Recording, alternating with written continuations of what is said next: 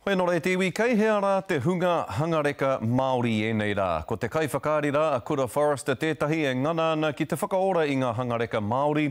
Ko tāna mahi whakaari whakamutunga he whakaari i a Janet Moses, te wahine i toromi i te wā o te patu mākutu, i roto i te rohe o Wainuiomata i te whanganuiatara i te tau 2001. I patapataia Hikurangi Jackson i a Kura Forrester, hangareka Māori hou rawa o te wā, nōna e taka a mio mio haere ana i te motu.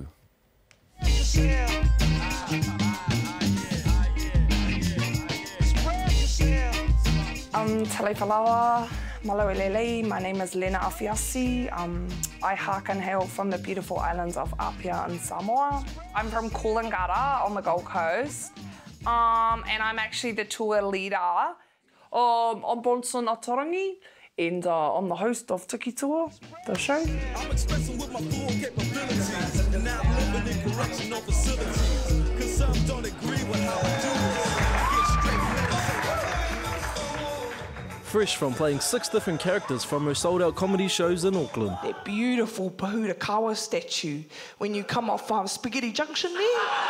But funnily enough, having people laugh at her hasn't always sat well with Kura. Weirdly, I used to have a real problem with people laughing at me. I used to be like, don't laugh at me, I want you to take me seriously. But then I've ended up doing this, so I think it's all sort of... I kind of figured that being funny could be a good thing.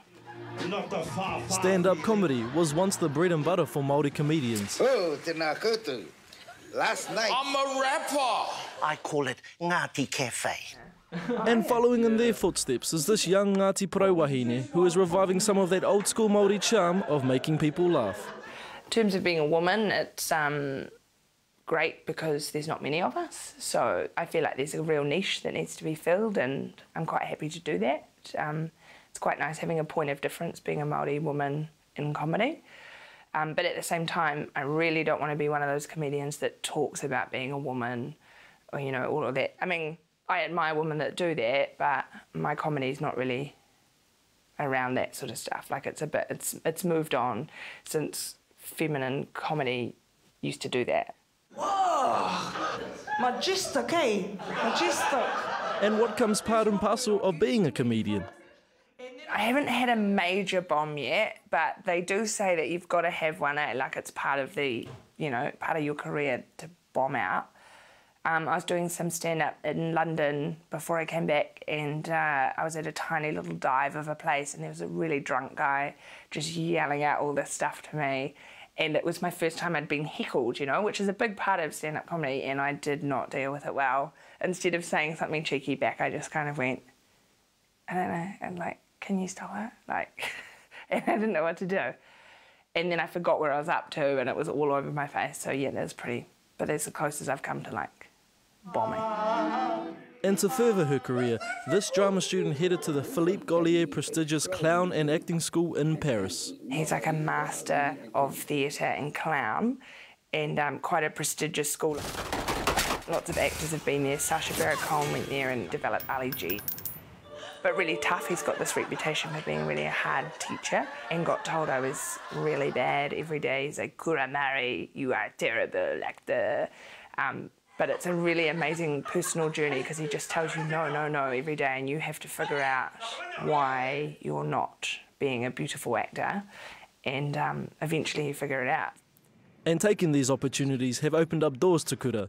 Her portrayal of Susie Boone in an online comedy was well received. Hey, Lindley.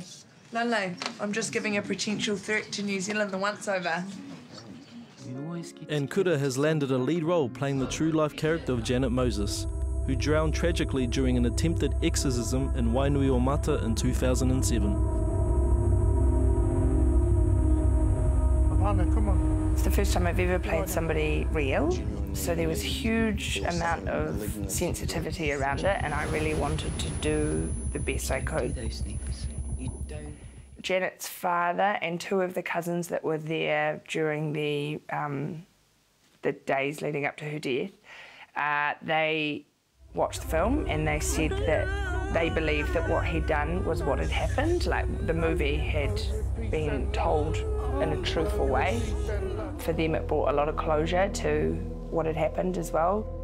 I haven't had direct contact with any of the family during the entire process, But through David, I've learnt that pleased is the wrong word, but they're happy with what's been made. And what are the future aspirations for this rising star? I don't know, boo.